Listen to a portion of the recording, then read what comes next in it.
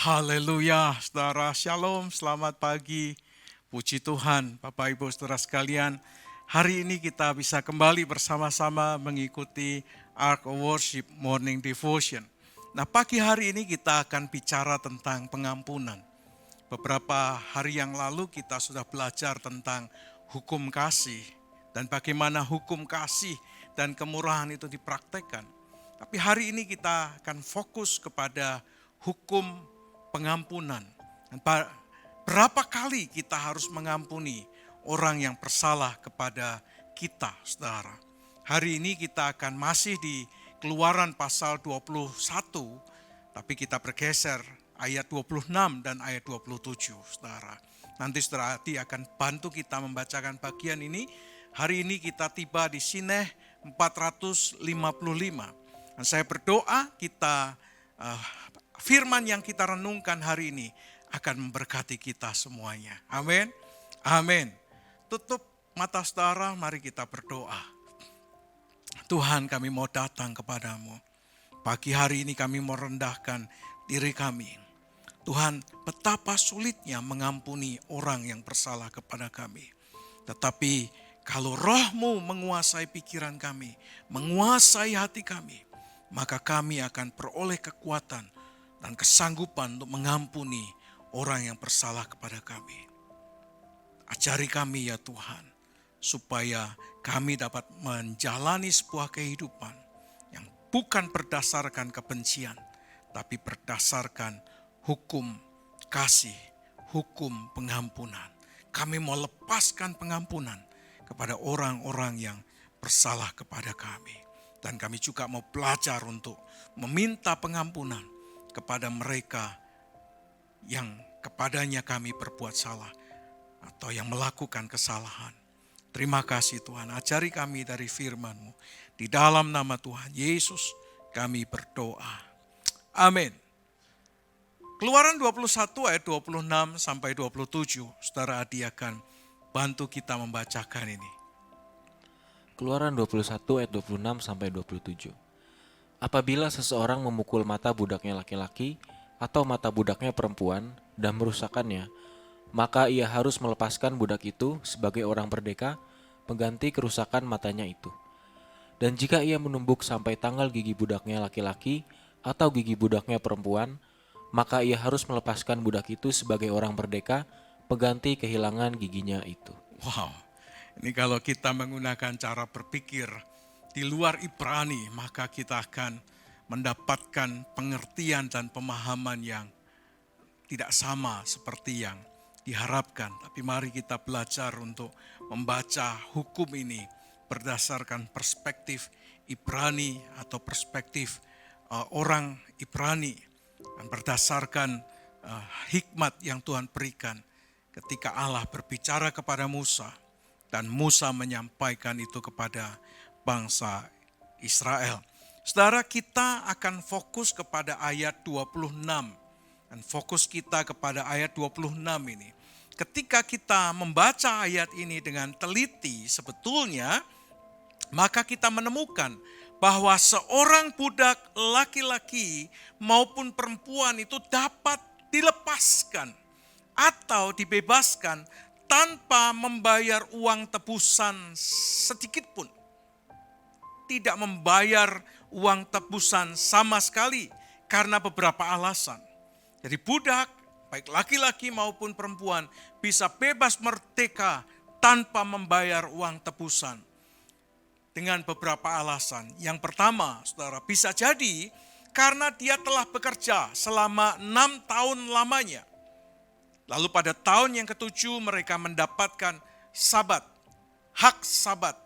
Dan tuan itu harus melepaskan seorang budak laki-laki dari tanggung jawabnya. Tapi seperti yang sudah kita pelajari, yaitu kalau dia membawa perempuan sebagai istrinya, dan laki-laki anak-anaknya yang dilahirkan oleh perempuan yang sudah menjadi istrinya sebelum dia menjadi budak, maka dia boleh pergi bersama dengan istri dan anak-anaknya. Tetapi kalau dia menjadi budak sebelum menikah dan istri itu diberikan oleh tuannya, maka ketika dia bebas, maka istri dan anak-anaknya menjadi milik dari tuannya. Kecuali si budak laki-laki itu mengatakan, aku mencintai istriku, aku mencintai anak-anakku, aku mencintai tuanku. Sehingga aku ingin bekerja kepada tuanku selama-lamanya. Itu hukum yang berbeda. Yang kedua, bisa jadi mereka bebas tanpa membayar uang tebusan karena dia tidak diperhatikan oleh tuannya atau suaminya. Diperhatikan makannya, diperhatikan pakaiannya, dan diperhatikan persetubuhannya. Ini budak perempuan tentunya. Bicara tentang budak perempuan. Kalau itu terjadi, maka seorang budak perempuan harus dibebaskan tanpa membayar uang tebusan sama sekali. Yang ketiga, saudara, bisa jadi matanya itu dipukul oleh seseorang. Di sini asumsinya, indikasinya adalah tuannya sendiri. Bahasa Indonesia masa kini menerjemahkan, siapa yang memukul mata budaknya? Berarti siapa di sini adalah tuannya. Dan memukul mata budaknya berarti budak itu adalah miliknya. Jikalau seorang tuan memukul budaknya sampai buta, maka mereka dibebaskan tanpa membayar uang tebusan sama sekali. Mungkin maksudnya mendisiplin, tapi karena mungkin emosi, dikuasai oleh emosi, maka dia memukul hingga mata budaknya itu menjadi buta, maka konsekuensinya budak itu harus dibebaskan tanpa harus membayar uang tebusan. Itu yang ketiga, saudara. Dan yang keempat, saudara, bisa jadi karena giginya dipukul rontok oleh tuannya sampai patah. Ya, kalau ditinju bisa saja patah, saudara. Kalau saudara ditinju, olahraga tinju itu bisa rontok satu gigi. Oleh karena itu banyak petinju ompong karena giginya patah kena pukulan.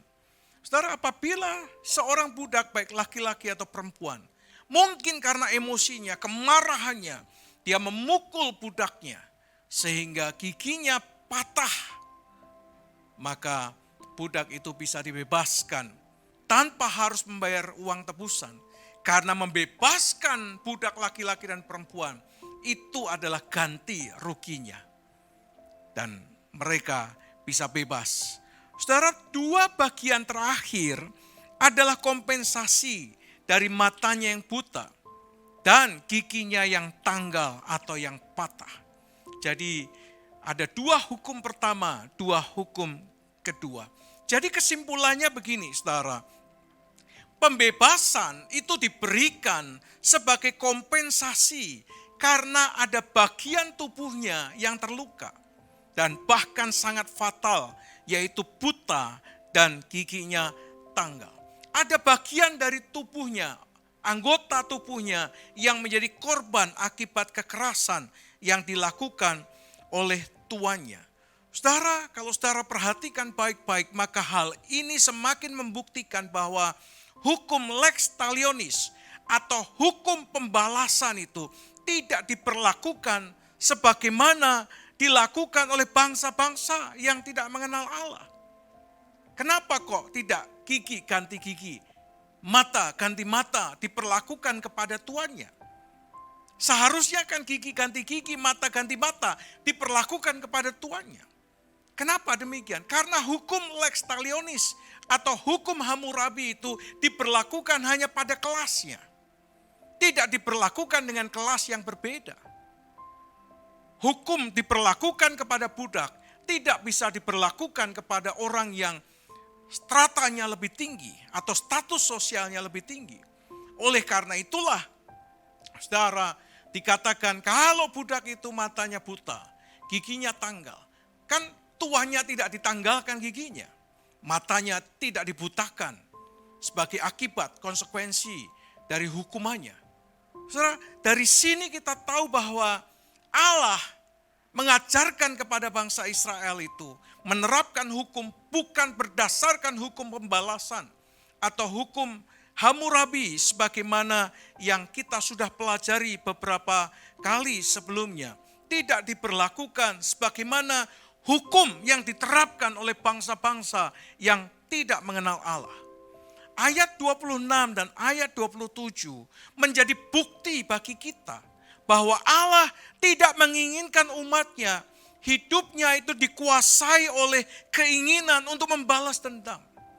Allah tidak menginginkan umatnya itu dikuasai oleh emosi dan amarah sehingga dengan rasa dendam yang menyala-nyala kemudian memperlakukan pembalasan sebagaimana yang dialami oleh seseorang. Seperti yang tadi kita baca. Ayat 26 dan 27. Ketika budaknya buta akibat pukulannya. Toh tidak diperlakukan. Konsekuensinya adalah bebas. Itulah kompensasinya. Setimpal, setara. Harga yang harus dibayar itu mahal sebetulnya. Karena tidak dipukulkan tangannya ke mata tuannya. Lalu tuannya menjadi buta atau giginya menjadi tanggal. Tapi konsekuensinya adalah budak itu dibebaskan. Dan tidak harus membayar uang tebusan yang sangat mahal sekali. Saudara, kompensasi pembebasan tanpa tebusan yang Allah tetapkan memiliki nilai yang jauh lebih tinggi dibandingkan dengan membalas dendam. Sebagaimana matanya. Coba kalau itu diperlakukan mata ganti mata, tidak bebas mereka, saudara. Kalau gigi ganti gigi, tidak bebas mereka. Mereka akan tetap selamanya menjadi seorang budak. Tetapi hukum Allah yang diterapkan tanpa tebusan dan pembebasan ini adalah memiliki nilai yang jauh lebih tinggi kompensasinya dibandingkan dengan membalas dendam. Kompensasi pembebasan dari keterikatannya sebagai budak memiliki nilai yang lebih tinggi, jauh lebih berharga daripada hidup sebagai budak seumur hidupnya. Saudara sekalian, luar biasa kan hukum ini, saudara. Orang mungkin akan hukum paling baik Hammurabi, gigi ganti gigi, mata ganti mata itu adil. Tapi di mata Tuhan itu tidak adil. Keadilan itu bukan apple to apple seperti itu. Keadilan adalah ketika seseorang dilukai, maka kompensasinya harus dinilai sepadan. Dan bahkan hukum Tuhan mengatakan orang itu harus dibebaskan dari perbudakan seumur hidupnya tanpa harus membayar uang tebusan. Ini kan luar biasa, saudara. Nah, dari sini bagian ini mengajarkan kepada kita bahwa balas membalas bukan merupakan sifat Allah. Allah tidak memiliki sifat dasar balas membalas. Tapi sifat dasar Allah adalah kasih. Jadi kalau ada di antara saudara sebagai umat Tuhan memperlakukan hukum balas membalas, saudara tidak sedang menghidupi hukum Allah. Saudara sedang menghidupi hukum bangsa-bangsa yang tidak mengenal Allah. Bangsa-bangsa yang tidak hidup di dalam hukum kasih. Tapi hukum pembalasan dendam. Allah tidak memiliki sifat dasar balas dendam. Allah ingin agar kita sebagai umatnya belajar mengasihi dan mengampuni. Dan itulah sifat dasar Allah. Yaitu kasih dan mengampuni. Kasih dan pengampunan itulah yang menghentikan perseteruan kita dengan siapapun, saudara. Kasih dan pengampunan memulihkan hubungan kita dengan Allah. Kasih dan pengampunan menghentikan perseteruan dengan siapapun juga. Kasih dan pengampunan menghentikan dendam kesumat. Tidak akan ada lagi dendam. Tidak ada lagi keinginan untuk mencelakai ke orang lain. Karena kasih dan pengampunan menghentikan dendam kesumat. Kasih dan pengampunan, saudara, itu menghentikan balas-membalas yang bisa jadi akan berlangsung secara turun-temurun. Kalau saudara pernah membaca Kopingho, saudara, ada satu kisah dikisahkan satu komunitas dengan jurus tangan geledek. Nggak usah lihat yang biru ya, saudara. Tangan geledek. Jurusnya cepat dengan tangan yang cepat. Yang kedua, komunitas yang lain adalah tendangan kaki geledek. Tapi menariknya saudara, yang satu itu adalah kelompok tangan buntung. Sehingga mereka memiliki tendangan kaki geledek. Tapi komunitas yang satu kakinya buntung. Sehingga mereka punya kecepatan tangan yang luar biasa. Mereka terus-menerus menciptakan jurus dengan tangan dan kakinya. Dan mereka bermusuhan satu dengan yang lain. Padahal mereka adalah satu keluarga, dilahirkan dari kakak beradik, saudara kandung. Tapi karena keinginan untuk menguasai, keinginan untuk mengalahkan, mereka saling membunuh. Dan mereka saling memotong kaki, memotong tangan mereka sebagai hukumannya. Saudara, sampai turun-temurun, itu dikisahkan di cerita silat Koping Ho. Saudara, bisa jadi Tuhan ingin kita menghentikan itu. Dan kasih pengampunan akan menghentikan bukan hanya dendam kesumat, tetapi dendam yang terjadi secara turun-temurun. Bapaknya bermusuhan, tapi turun kepada anaknya. Antar anak juga bermusuhan. Nanti antar cucu bermusuhan. Antar buyut bermusuhan. Tidak akur turun-temurun. Walaupun tinggal bersebelahan. Tinggal dalam satu komunitas. Tapi sampai turun-temurun mereka saling bermusuhan. Kalau itu terjadi, wow. Betapa kasih dan pengampunan tidak ada dalam kehidupan mereka. Saudara, oleh karena itu kata pengampunan dan mengampuni merupakan kata yang sering kali muncul di perjanjian baru, saudara. Muncul untuk pertama kalinya di doa yang Tuhan Yesus Kristus ajarkan. Agar kita mengampuni orang yang bersalah kepada kita. Karena kalau kita mengampuni, kita akan diampuni oleh Bapa. Kata ini muncul pertama kalinya di doa Bapa kami. Tuhan mengajarkan kepada kita untuk mengampuni orang yang bersalah kepada kita. Karena Tuhan sudah mengampuni kita.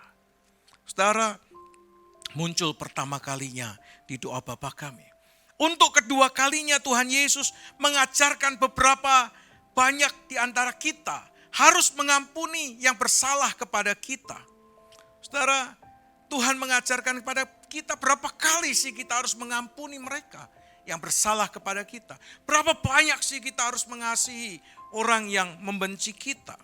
Saudara, ketika dia ditanya oleh Petrus, berapa kali sih guru kita harus mengampuni orang yang bersalah kepada kita? Tuhan Yesus menjawab, inilah untuk yang berikutnya. Kata pengampunan itu disebutkan di dalam perjanjian baru. Bukan sampai 7 kali, melainkan sampai 70 kali 7 kali. Wow, artinya pengampunan itu tidak perlu dibatasi. Kalau kita punya kemurahan hati, maka kita bisa mengampuni sebanyak mungkin orang yang menyakiti kita, yang melukai kita. Hati kita harus sangat longgar, saudara. Jangan dibatasi 1 kali, 2 kali pengampunan. Sudah cukup, aku sudah mengampuni dia 3 kali. Dan aku tidak akan pernah mengampuni dia lagi. Oh tidak, saudara. Kita perlu belajar longgar hati kita. Sebanyak-banyaknya orang. Sebanyak-banyaknya orang minta maaf. Maka kita perlu mengampuni mereka. Demikian juga kalau kita membaca surat Paulus, saudara. Paulus menekankan hal yang sama. Sebagaimana yang Yesus ajarkan tentang pengampunan. Bahkan Paulus mengatakan pengampunan itu membebaskan kita dari keuntungan yang akan diperoleh iblis dari hidup kita. Wow, kok enak. Kok enak lu iblis. Untung dari setiap kebencian kita. Setelah ketika kita tidak bisa mengampuni orang lain yang bersalah kepada kita, keuntungan, benefit diperoleh oleh iblis. Semakin kita tidak bisa mengampuni, iblis mendapatkan benefit, mendapatkan keuntungan dari sikap kita. Oleh karena itu Paulus mengatakan jangan sampai iblis beroleh keuntungan karena kita tidak mau mengampuni orang yang bersalah kepada kita. 2 Korintus pasal 10 ayat 11 mengatakan, Sebab barang siapa yang kamu ampuni kesalahannya, aku juga mengampuninya. Sebab jika aku mengampuni, seandainya ada yang harus keampuni, maka hal itu kubuat oleh karena, perhatikan, kamu di hadapan Kristus, supaya iblis jangan beroleh keuntungan atas kita, sebab kita tahu apa maksudnya. Jadi jangan sampai iblis memperoleh benefit karena saudara tidak mau mengampuni orang yang bersalah kepada saudara. Saudara tetap dikuasai kebencian. Saudara tetap dikuasai amarah dan keinginan untuk membalas. Mari kita belajar, saudara. Berikan, biarlah kelonggaran hati kita diisi oleh kasih dan pengampunan Tuhan. Sehingga kita bisa mengampuni orang yang bersalah. Supaya yang untung bukan iblis, tapi yang untung adalah diri kita dan nama Tuhan dipermuliakan. Amin. Ingat saudara, ketika saudara tidak bisa mengampuni orang, iblis yang untung. Kita rugi bandar, tapi untung si iblis. Hati-hati saudara. Yang terakhir saudara, Yakobus bahkan mengaitkan kepada doa yang besar kuasanya. Doa itu menjadi sangat besar kuasanya apabila kita saling mengampuni saudara. Jadi hukum pengampunan itu berkaitan dengan doa yang powerful. Oleh karena itu di dalam Yakobus 5 ayat yang ke-16 berkata demikian. Karena itu hendaklah kamu saling mengaku dosamu dan saling mendoakan supaya kamu sembuh. Kesembuhan terjadi kalau ada pemulihan, pengampunan dilepaskan, kasih dihadirkan, kuasa Tuhan terjadi. Doa menjadi sangat powerful. Doa yang benar bila dengan yakin didoakan sangat besar kuasanya. Doa yang benar itu seperti apa? Doa dari orang-orang yang mau mengampuni dan bersedia untuk mengampuni orang lain. Dan doa dari orang-orang yang sudah diampuni dosanya sangat besar kuasanya. Saya berdoa saudara melalui renungan kita pagi hari ini, kita semakin hari semakin bermurah hati, semakin belajar untuk mengampuni orang yang bersalah kepada kita. Amin. Amin. Ampuni kalau istrimu bersalah. Ampuni suamimu kalau suamimu bersalah. Ampuni orang tuamu kalau orang tuamu bersalah. Ampuni anak-anakmu kalau anak-anakmu bersalah. Ampuni sahabat-sahabatmu, teman, kolega, orang-orang yang mungkin pernah merugikan perusahaanmu, pernah merugikan hartamu, pernah merugikan hidupmu. Ampuni mereka, lepaskan roh pengampunan, lepaskan kasih kepada mereka, sehingga mereka merasakan pembebasan, pemulihan yang daripada Tuhan. Ketika saudara mengampuni, bukan orang lain yang untung. Yang untung adalah saudara. Yang untung bukan iblis. Yang untung adalah kita. Karena kita menikmati anugerah Tuhan yang besar dan ajaib. Amin. Amin. Mari kita berdoa. Tutup Alkitab saudara. Kami bersyukur untuk pagi hari ini ya Tuhan. Karena kami tidak hidup berdasarkan hukum lex talionis atau berdasarkan hukum Hammurabi, tapi kami hidup berdasarkan hukum kasih karunia. Kami hidup berdasarkan hukum anugerah. Anugerah Tuhan mengampuni kami.